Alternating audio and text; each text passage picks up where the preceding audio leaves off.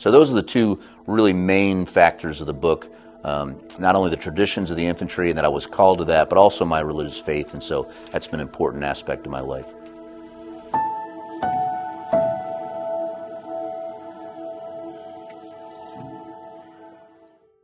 Sure. Jim Lechner, from upstate New York, is where I was born. I enlisted in the National Guard when I was in high school.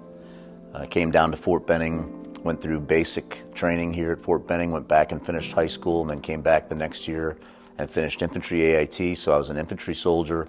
Before I went to the Citadel, I was branched artillery out of the Citadel, but after 3 years in the Army, I was able to branch transfer back to the infantry. Fortunately, early in my career, I was selected to go to the Ranger Regiment. I served in 3rd Battalion, and then after serving in 3rd Battalion, I did about 20 more years in the Army, eventually retired in South Carolina. After my retirement, I was a contractor in Afghanistan, a counterinsurgency advisor, and then working for the government over there in Afghanistan, and I've continued on contracting and doing military service outside of the Army. Now, I just want to briefly touch, and I'm sure it's out there, and you've said it probably 100 which ways, but why the book?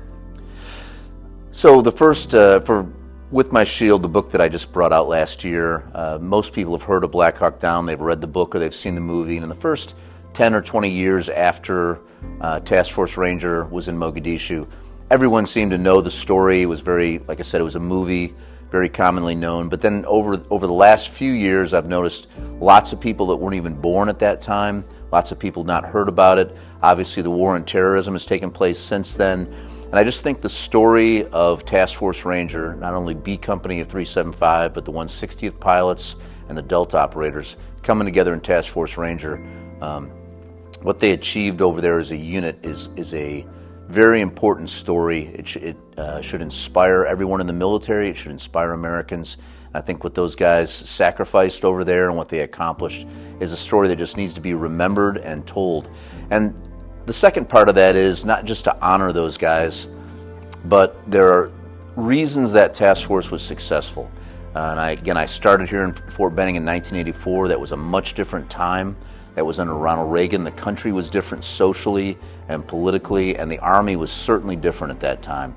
And there's a lot of things that were positive about that. The Army's improved, without a doubt. We've made progress in a lot of areas, both socially and politically and militarily. But there's a lot of things, in my view, that are very important that have gone on military tradition-wise for thousands of years, and there's a reason for those. And those reasons are part of what made Task Force Ranger successful. Extremely hard training. Civilians often see it as brutal training, but there's a reason for it. We talk in the book about the Spartan tradition. That's thousands of years old, but there's a reason for that. The importance of leadership, the importance of brotherhood in combat, how men can stand together shoulder to shoulder and accomplish things against great odds. So I thought not only to honor the guys in Task Force Ranger, but to kind of highlight some of those things that I think are important and maybe that we're falling a little bit on and should be remembered and reinforced in today's Army for the good of the nation. That's the two themes that I really wanted to hit on in the book.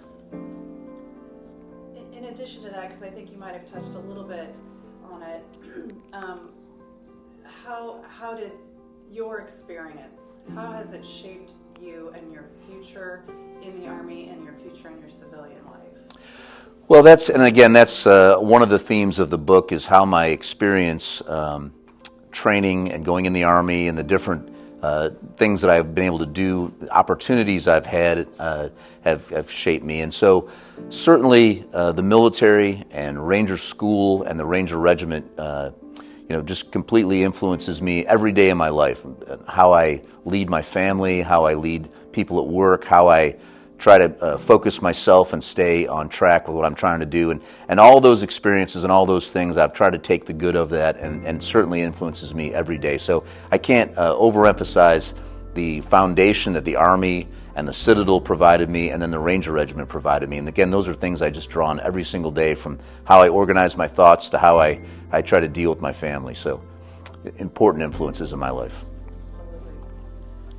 Now, what did you learn maybe outside of some of those items while you were writing the book? Did you, personally, Yeah. politically, Yeah, writing the book was really an incredible experience because I've told the story so many times over the years that as far as writing it, the story kind of tells itself. So I wrote the book in about 4 weeks, but then I had to go back and I learned some really important things. I learned one thing: memory is a tricky thing, and so there's things that I thought I remembered clearly, and I thought I better go check that, and I went and checked it with other people, and it wasn't the case.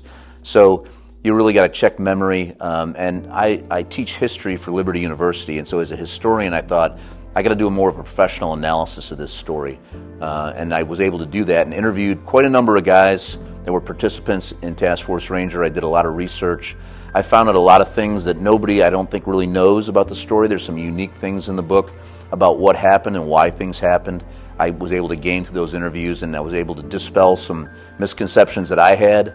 And so that's one of the important things I think was accomplished in the book is the research and kind of tightening up the story a little bit beyond just what I thought I remembered.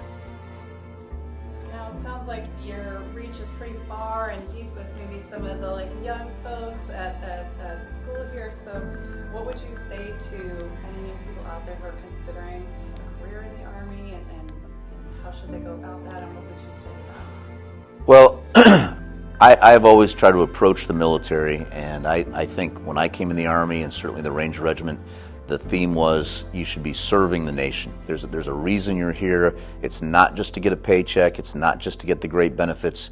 You should be here to serve the nation. And as long as you have that attitude, then things kind of fall into place. So that's the first thing, is the importance of serving the nation and trying to protect the things that we have, our freedom and all the blessings that we have. And so that's the first thing. And I also see maybe that's something that we should try to continue to emphasize and bring people into the Army.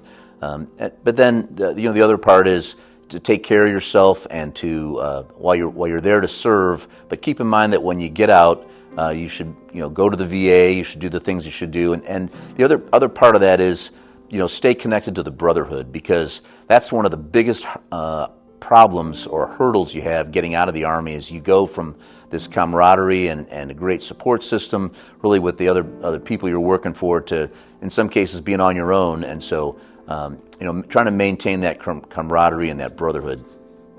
You speak about brotherhood, it makes me think of the Rangers and Regiment. And what does it mean to you to be an infantryman as a whole and a Ranger? Well, as anybody that's been in the military knows, there's different aspects. It's very tribal, if you want to use that word, tribal. And so for me, the infantry, and especially the Ranger Regiment, is a specific tribe. And so wherever I go in the world, I've been in Ukraine, I've been all over the Pacific and all over Europe, wherever I go in the world, in and out of the Army, fellow Rangers from the Ranger Regiment will automatically gravitate together. And it's a very interesting bond. You don't have to necessarily like that person, but you're going to bond with them, and they're going to have your back. They're going to have the right, and you're going to have the left, like a shield wall. And we talk about that in the book, a shield wall, the concept of a shield wall, and that's kind of the bond. And so, being an infantryman, being a Ranger, I always know that I'm going to be able to meet fellow Rangers, and I'm going to be able to trust them to have my back. And so that's a really important aspect of brotherhood and camaraderie that you'll take with you the rest of your life. And I just a couple final questions here for you. Sure. We're at the National Infantry Museum. You have some of your items in the museum. Right. What does that feel like to have something that was issued to you and now it's here as a part of history, as a part of something that people are coming to learn, to read about? What does that mean to you to see it in there? Well, to me, it's extremely important to me personally, and I think it also highlights the fact of the continuity of the chain. My family's service, and certainly the infantry service, goes beyond before the nation was even formed, back into the 17th century. And so just to be part of that link, part of that long service and tradition of the infantry is incredibly important to me. And museums like the National Infantry Museum are a tangible way to touch that and be part of that. And so it's a great honor for me, again, as I said, to have some of my things here in the museum. I've been coming to this museum since 1984 when it was back in a different location on Ft.Benning, and then now this fantastic facility that's here.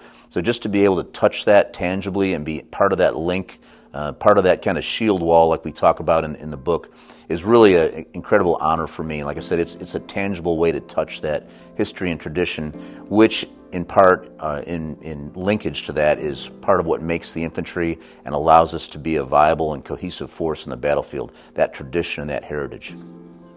So beyond all the military and tactical aspects of the book that we get into, another theme of the book is for me, the infantry is very much a religious calling or a personal calling, much like a priest or somebody in the religious field is called to that. I was called to the infantry, and again, one of the themes of the book is my personal faith. And so with my shield, the title of the book refers to two different things.